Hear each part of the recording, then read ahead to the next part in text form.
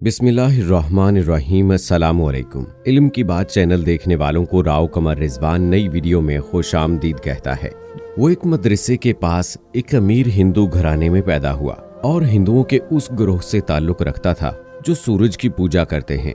बचपन गुजरा तो जवानी शुरू हुई। बचपन की तरह उसकी जवानी भी निराली थी। वो एक हमदर्द नौजवान था, हर वक्त हर दम किसी की मदद को तैयार रहता। मजहबी तासुब से बालातर मोहल्ले की हर औरत को मासी कहता, उनके काम करता। जवानी से उसका ये मामूल था कि वो सुबह सवेरे सूरज तुलू होने से पहले मदरसे के कुएं पर आता, पानी निकाल कर नहाता और फिर अपनी पीठ सूरज की तरफ करके अपने साए की गर्दन पर नजर जमाकर घंटों खड़ा रहता और सूरज की पूजा किया करता था। न कभी उसने मदरसे के मौलाना से राब्ते बढ़ाने की कोशिश की और न उन्होंने कभी उसको कुएं पर नहाने और न ही मदरसे के कोने में इबादत करने से रोका। वक्त गुजरता गया और मौलाना साहब बूढ़े हो गए। जब नज्मो नस्क उनके बेटे के हाथ आया, उधर सूर्या महाराज भी, जो कि हिंदू था, जिनके बारे में आज हम बात कर रहे हैं, वो भी उम्र के आखिरी दौर में दाखिल हो चुके थे। लेकिन मामूलात में कोई तब्दीली नहीं थी, ना कोई नागा था। फिर यूं हुआ, एक दिन के आसमान पर बादल बने हुए थे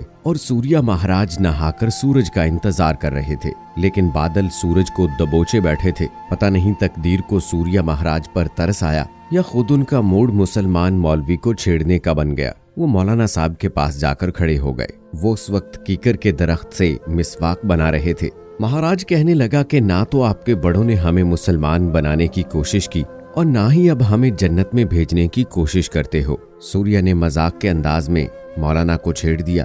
मौलाना ने सूर्या को पलट कर देखा और उनका हाथ पकड़े पकड़े अपने दफ्तर में ले आए। मौलाना साहब फरमाने लगे कि आज फरमाइए हमारे नसीब कैसे जागे, आज आपने हमें वक्त कैसे दे दिया, आप तो किसी को लिफ्ट नहीं करवाते। महाराज ने कहा कि देखो भाई, तुम मेरे बच्चों की जगह हो, मुझे चकमा देने की कोशिश मत करो। सवाल पहले मैंने किया है, जवाब भी मेरा हक बनता है। आखिर तुम सारी दुनिया को मुसलमान बनाने के लिए बिस्तर उठाए फिरते हो। भाई, मैं भी आपके पड़ोस में उम्र पूरी करके चला हूँ। मुझे किसी ने एक बार झूठे मुंह भी नहीं पूछा कि मियाँ तुम भी मुसलमान बनना चाहते हो या नहीं। मियाँ जी, सुना है कि इस्लाम में पड़ोसियों के बड़े हकूक होते हैं, चलो हमें पड़ोसी का हक ही दे देते। सूर्या जी की बात ने मौलाना को संजीदा कर दिया। वो बड़े नरम लहजे से बोले, सूर्या जी, मेरे वालिद की जान निकलने से पहले वसीयत आपके लिए थी। वो फरमाते थे, ये सूर्या जन्नती आदमी है, इसमें सारी आदतें अल्लाह की पसंदीदा हैं, बस थोड़ा कागजी काम बाकी है। ये अंदर से मुसलमान है, अल्लाह की रहमत इस पर टूट पड़ने को तैयार है। बस तुम उस लम्हे के लिए तैयार रहना जब सूर्या जी में अल्लाह की मोहब्बत जागेगी, उस वक्त उसे संभालना तुम्हारी जिम्मेदारी होगी। मौलाना की बात सुनकर सूर्या जी हक्का बक्का रह गए। अच्छा भाई, मौलाना मरहूम तो बड़ी पहुंची हुई हस्ती थे, हमें खबर भी नहीं लगने दी और हमें पढ़ते भी रहे। खैर, मौलाना ने पूछा, सूर्या जी आज आप इबादत नहीं कर रहे? बेटा, तुम्हें मालूम है कि सूरज नजर न आए तो हमारी इबादत नहीं होती। इस पर मौलाना बोले, अच्छा सूर्या जी, कभी आप आते हैं तो कभी सूरज दस्तयाब नहीं होता, कभी सूरज होता है तो आप बीमार होते हैं। आज आप दोनों मौजूद हैं लेकिन एक दूसरे को देख नहीं सकते, ये दरमियान में रुकावट किसने डाल दी है? सूर्या जी ने कहा, बादल। इस पर मौलाना कहने लगे कि अच्छा, सूरज जो है वो हल्के फुल्के बादल के सामने मजबूर हो गया या किसी और हस्ती से जो कि सूरज से ताकतवर है अपने हुक्म से एक रुकावट खड़ी कर दी और सूरज महाराज आग उगलने के बावजूद मजबूर हो गए। सूर्या जी खामोश रहे। अच्छा सूर्या जी, ये बताएं, क्या कभी ऐसा हुआ है कि आपके नागे की वजह से सूरज ने गुस्सा किया हो और अगले दिन नागा कर दिया हो और तुलू होने से ही इनकार कर दिया हो? ऐसा कैसे हो सकता है? सूर्या जी ने पलटकर सवाल दाग दिया, ऐसा क्यों नहीं हो सकता? क्या सूरज देवता को गुस्सा नहीं आता या उसे आपके नागे की खबर नहीं होती? मौलाना ने नरमी से गुफ्तगू को जारी रखा। इस पर सूर्या जी कहने लगे, गुस्सा भी आता है और उसी गुस्से से पनाह के लिए हम उनकी पूजा करते हैं और उन्हें हमारी पूजा की खबर भी होती है। मगर क्या? मौलाना ने बात को जारी रखा, मगर सूरज देवता मजबूर है कि वो तुलू हो, वो अपनी मर्जी से तुलू और गुरूब नहीं हो सकता। सूर्या जी ने एक सोचती हुई शक्ल के साथ जवाब दिया, महाराज, अगर देवता भी मजबूर होते हैं तो फिर हमारी मजबूरियां कैसे दूर करेंगे? एक मजबूर दूसरे मजबूर की क्या मदद कर सकता है? क्यों ना उसे मजबूर करने वाले से ही रुजू कर लिया जाए जो उसे तुलू और गुरूब करता है, बादल को भेजकर उसकी धूप को लपेट देता है। सूर्या जी चुप रहे। मौलाना ने बात को जारी रखते हुए कहा, सूर्या जी, आपके पास छुट्टी करने का इरादा और इख्तियार है। सूरज के पास न छुट्टी का इरादा है और ना ही उसके पास कोई इख्तियार है। सूर्या जी महाराज, आपको पता है इसी इरादे और तमाम इख्तियारात की बुनियाद पर ये सारी कायनात और उसको संभालने वाले, उसके निजाम को चलाने वाले मलाइका को कहा गया कि आदम को सजदा करो, उसकी बड़ाई को तस्लीम करो। आज कायनात में खालिक ने पहली साहिब इरादा और साहिब इख्तियार मखलूक को पैदा किया है। खुदा के बाद इरादे के मालिक एक हस्ती पैदा की गई और कायनात और उसके संभालने वाले फरिश्तों को आदम अलैहिस्सलाम के कदमों में डाल दिया।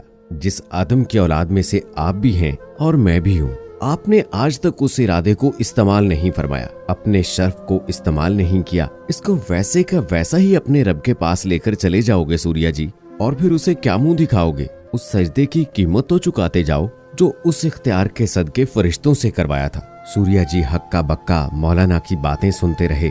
मौलाना पर जलाल और जमाल की दोनों सिफात का गलबा था। कभी एक आ रही थी तो कभी दूसरी। लगता था जैसे उन्होंने अपने बुजुर्गों की बात खूब पल्ले बांध रखी थी। सूर्या जी, आप बहुत नेक इंसान हैं। हम सब ने आपको बचपन से देखा हुआ है। शायद के मुसलमानों में भी आप सा हमदर्द, सखी और खुदा तर्स इंसान मौजूद नहीं। मगर सूर्या जी, पेपर वर्क तो करना पड़ेगा। दिल के दरवाजे का ताला अंदर से खुलता है। अल्लाह ने सुन्नत बना रखी है।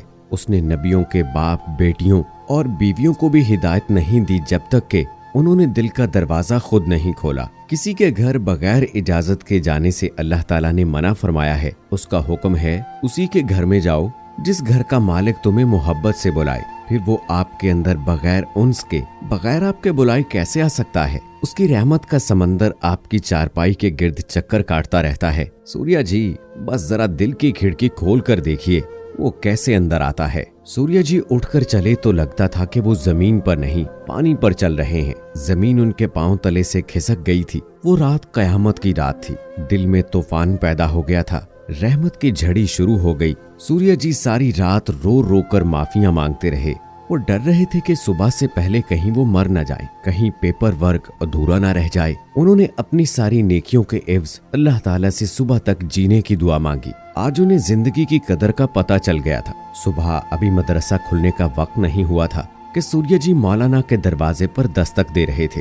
दरवाजा मौलाना ने खुद खोला।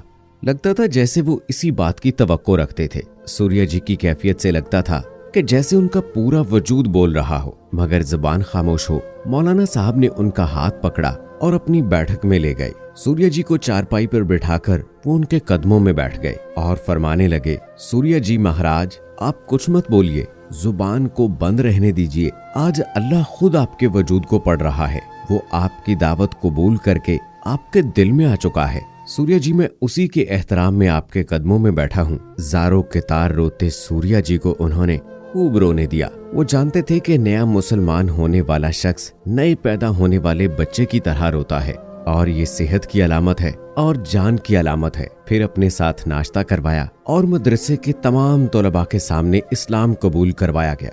उनका नाम अब्दुल्ला रखा गया और इस्लाम कबूल करने के ठीक 10 दिन बाद अब्दुल्ला भाई एक बुखार में अल्लाह को प्यारे हो गए। मौलाना साहब कहते हैं कि अब्दुल्ला के जनाजे पर लगता था एक हजूम उमड़ पड़ा है। एक तो वो खुद नेक इंसान थे, बिला तफरीक मजहब व मसलक के हर एक के काम आने वाले।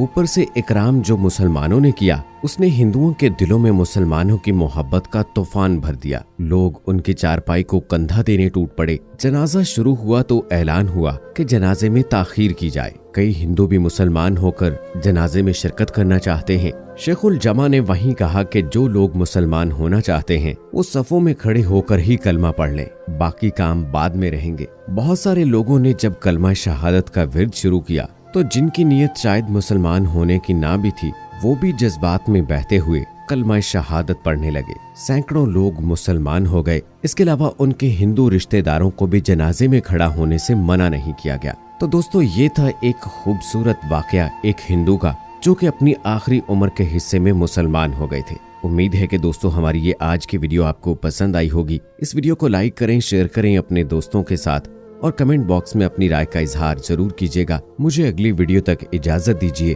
फी अमानिल्लाह।